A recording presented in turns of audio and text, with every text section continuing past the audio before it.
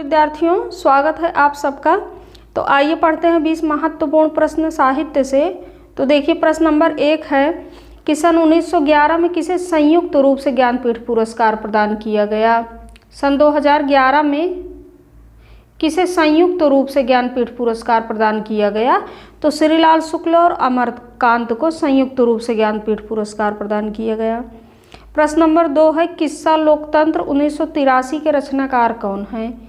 किस्सा लोकतंत्र 1983 के रचनाकार हैं विभूति नारायण राय हैं। प्रश्न नंबर 3 है अंतराल 1972 उपन्यास के रचनाकार।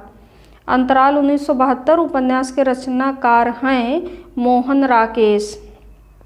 प्रश्न नंबर 4 है आवा 1999 आवा 1999 उपन्यास किसका है। तो ये चित्रा मुदगल का उपन्यास है। आवा चित्रा मुदगल का है। अप्सरा 1931 उपन्यास के रचनाकार कौन हैं। अप्सरा 1931 उपन्यास के रचनाकार हैं निराला। प्रश्न नंबर 6 है धार 1990 धार 1990 उपन्यास किसका है। तो ये संजीव का है। धार 1990 संजीव का है। मुक्ति पर्व 1999 मुक्ति पर्व 1999 रचना किसकी है। ये मोहनदास नैमिषारण्य की रचना है। मुक्ति पर्व 1999 मोहनदास नैमिषारण्य की रचना है। उसके बाद देखिए कि समय सरगम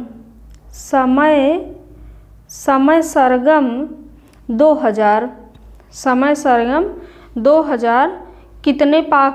कितने पाकिस्तान 2000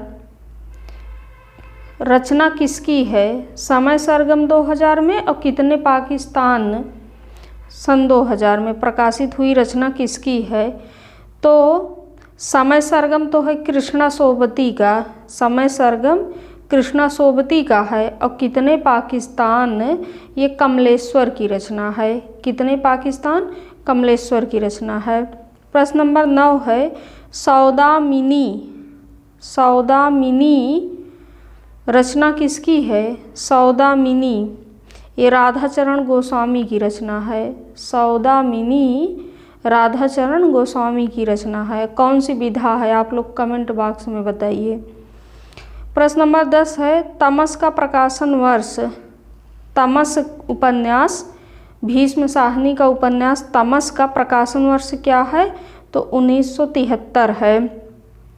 प्रश्न नंबर 11 है दिलो दानिश उपन्यास की रचनाकार कौन है। दिलो दानिश उपन्यास की रचनाकार कौन है। तो कृष्णा सोबती हैं। दिलो दानिश कृष्णा सोबती का उपन्यास है। प्रश्न नंबर 12 है कि वधस्थल से छलांग किस लेखक की कहानी है। वधस्थल से छलांग किस लेखक की कहानी है। तो ये कहानी है ऋषिकेश सुलभ की कहानी है। ये ऋषिकेश सुलभ की कहानी है। उसके बाद देखिए कि प्रश्न नंबर 16 है। प्रश्न नंबर 13 है चेहरे अनेक आत्मकथा किसकी है। चेहरे अनेक आत्मकथा उपेंद्रनाथ अस्क की है। चेहरे अनेक आत्मकथा किसकी है। उपेंद्रनाथ अस्क की है। तुम्हें सौंपता हूँ काव्य के रचनाकार कौन है। तुम्हें सौंपता हूँ काव्य के रचनाकार कौन है। त्रिलोचन है। कथा शेष जीवनी के रचनाकार कौन है। कथा शेष जीवनी के रचनाकार हैं ज्ञानचंद्र जैन और इसमें अमृतलाल नागर की जीवनी है। प्रश्न नंबर 16 है अपराजिता काव्य के रचनाकार कौन है। अपराजिता काव्य के रचनाकार कौन है। रामेश्वर शुक्ल अंचल की रचना है। अपराजिता रामेश्वर शुक्ल अंचल की रचना है। अपराजिता काव्य किसका है। तो रामेश्वर शुक्ल अंचल का है। उसके बाद देखिए उपन्यास रहस्य। उपन्यास रहस्य किसकी रचना है? ये निबंध है, महावीर प्रसाद द्विवेदी का निबंध है उपन्यास रहस्य। निर्भय भीम व्यायोग।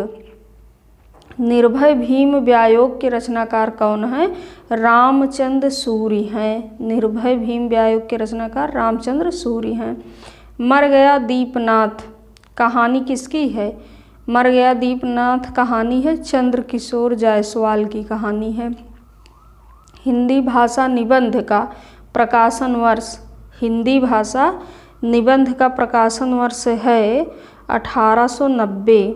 किसका निबंध है? भारतेंदु हरिश्चंद्र का निबंध है। ये भारतेंदु हरिश्चंद्र का निबंध है। हिंदी भाषा 1890 और ये 2021 टीजीटी में पूछा भी गया था। अब 10 प्रश्नों के उत्तर आपको बताने हैं, तो आइए देखते हैं। प्रश्न नंबर 1 है, प्रश्न नंबर 1 है अनाथ पत्नी 1928 रचना किसकी है? अनाथ पत्नी 1928 रचना किसकी है? आपको कमेंट बॉक्स में लिखने हैं। आषाढ़ महात्म के रचनाकार कौन हैं? आषाढ़ महात्म के रचनाकार कौन हैं? उसके बाद प्रश्न नंबर 3 है स्वर अथवा स्वरांत व्यंजन क्या कहलाते हैं? वर्ण की अक्षर। स्वर अथवा स्वरांत व्यंजन वर्ण कहलाते हैं कि अक्षर कहलाते हैं? प्रश्न नंबर 4 है एक नगण, दो भगण, एक रंगण के क्रम में 12 वर्ण किस छंद में होते हैं?